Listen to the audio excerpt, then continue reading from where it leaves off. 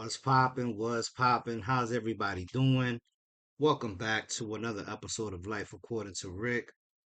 Today's episode is a special episode because we're going to be concluding this little Spider Man trilogy mini story arc that we've been on.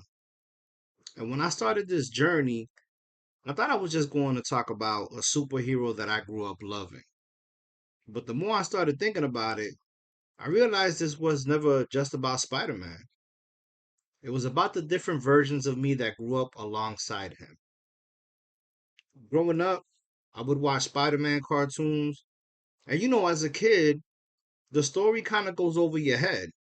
You're not really sitting there, you know, listening to the dialogue or, understanding the plot of the story or everything Peter Parker is dealing with. You're there for Spider Man. The web swinging, the action, the villains, the moments that made you say, wow. But as you get older, you start to realize there was so much more to the story because Peter Parker wasn't perfect. He struggled, he made mistakes, he had responsibilities.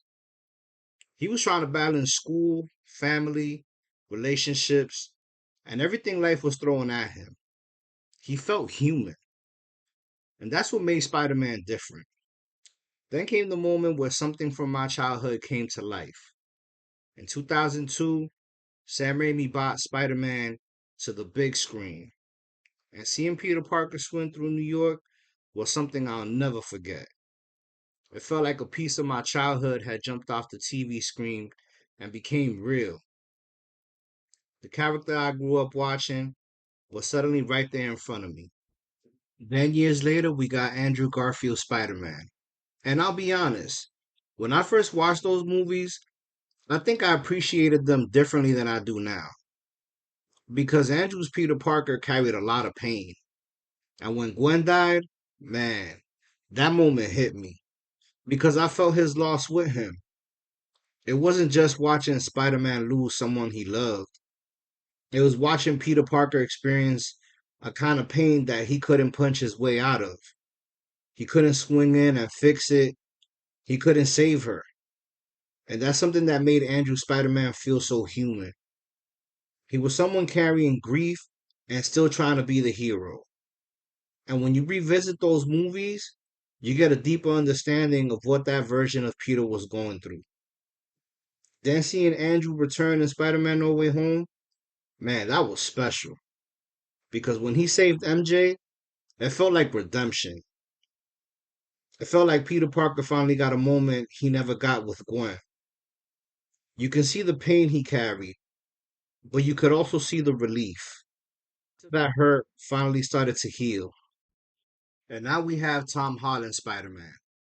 And what I think separates Tom Spider Man from Toby and Andrews is the way he was introduced.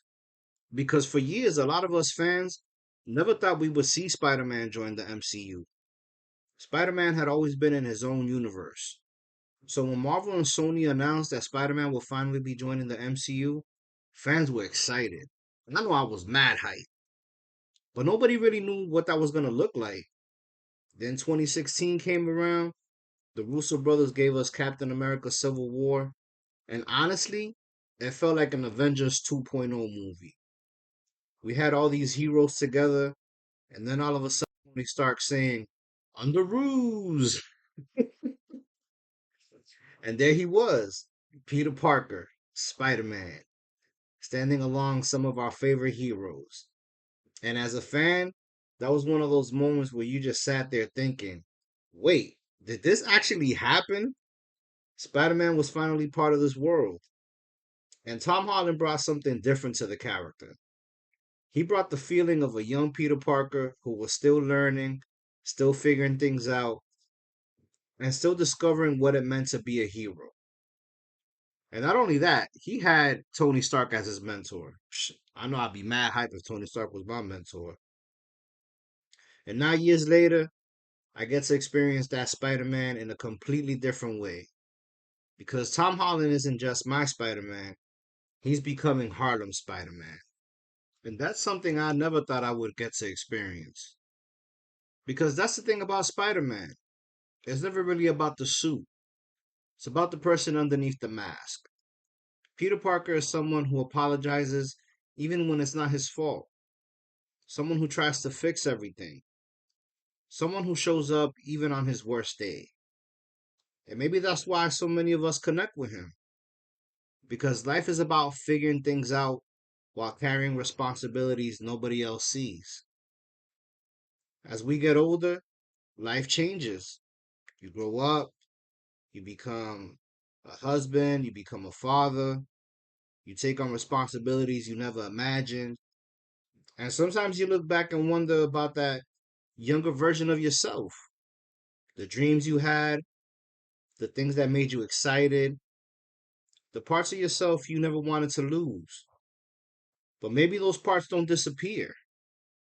Maybe they just evolve. And I get to watch my son discover Spider Man. And what's been amazing is seeing Harlem's excitement. Because we're going to take him to see Brand New Day on Sunday. So ever since we told him we're going to take him, forget about it. This kid's, that's all he's been talking about. Because the memory isn't just the movie, it's everything before it, the conversations, the excitement, the anticipation, the little moments. And that's something I remember from being a kid too. That feeling of being excited for something you loved. Harlem, who's this? Peter Parker. Peter Parker? What's Peter Parker's real name? Spider-Man. Spider-Man? Well, that's his alter ego. Sorry, I didn't mean to say his real name. What about Hulk? Hulk smash. Hulk smash? Where are we going on Sunday? In the cinema. We're going to the cinema? What are we gonna watch? Spider-Man. Spider-Man? Are you excited? And what are we gonna eat at the cinema? Popcorn. Popcorn? And what else? M&M's and pizza. And pizza? You want pizza too at the movies? And the Taco Bell. Taco Bell? You don't eat Taco Bell. In the cinema. In the cinema? I can eat Taco Bell. You don't like you don't like Taco Bell. I like to eat Taco Bell in the cinema. That's cap. And listening to that, that's the stuff. But to put that moment into context, I wasn't recording a scene. I wasn't trying to create some big Spider-Man moment. I was just laying there with Harlem in his room. It was already bedtime, and he had his little Spider-Man plush with him. And we were just talking about Peter Parker, talking about Spider-Man. He was excited about going to the cinema on Sunday. And that was the end result. A little conversation between a dad and his son. And that's what makes those moments special. Because you never know when a normal moment is going to become a memory you hold on to forever. And that's what this whole journey has really been about. Not which Spider Man is better, not who has the best suit, not ranking movies. It's about realizing how lucky I am that I got to grow up with Spider Man. And now I get to watch my son start his own Spider Man story. One day, Harlem probably won't remember every detail. He probably won't even remember every scene from the movie, but I hope he remembers the feeling. I hope he remembers going to the movies with dad. The excitement, the popcorn, the laughs, the conversations, the little moments, because those are the things that stay with us. That's why I always say the little moments become the big memories. Spider Man has been there for the kid I was, the person I became, and now the father I'm still learning to be. Maybe that's why these stories stay with us. The actors change, the costumes change, the stories evolve, but the meaning stays the same. Thank you all for listening to another episode of Life According to Rick. Thank you for joining me on this Spider Man journey. If this episode brought back a childhood memory or reminded you to create a new one with someone you love, then it was worth sharing. Until next time, take care of yourselves. Catch you in the next episode.